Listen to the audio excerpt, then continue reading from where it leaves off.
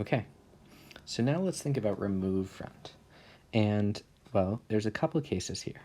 We have the no chunks case at the front, and then we have the chunk exists. And those are really the two cases that matter. And there's something in it, Z, B, something like that. In the no chunks case, we want to throw an empty list error. And good news, that happens right here. If we ask chunks for the first thing and there isn't one, we get an empty list error. So we almost don't need to check if this dot is empty. We don't have to put a check not empty here.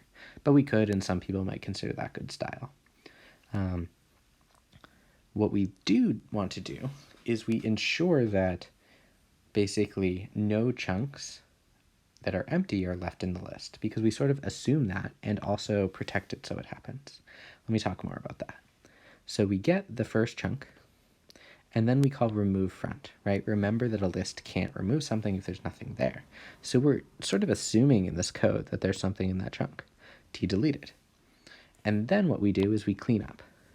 If chunk now empty, basically what this bullet point says, right? If the chunk is now empty, we delete the whole chunk. I don't have to write it again.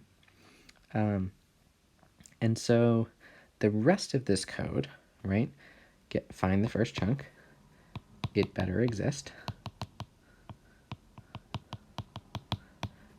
We delete from its front. And we hold on to that thing we deleted. That's part of the deletion dance. Then we delete the whole chunk as necessary. And then we return the item that we were holding on to. And so this is removeFront. And as long as all of your remove methods, removeFront, removeBack, removeIndex, clean up after themselves every time they remove from a chunk, they make sure that if it was the last thing, they get rid of that chunk too. In that case, this code will work, right? It assumes that if it finds a chunk at the front, it can remove from it. And if it does remove the last thing, it cleans up after itself. So the next time it gets a different chunk, or maybe now there's no chunks, and then it just crashes. And so all the remove methods sort of depend on each other like that.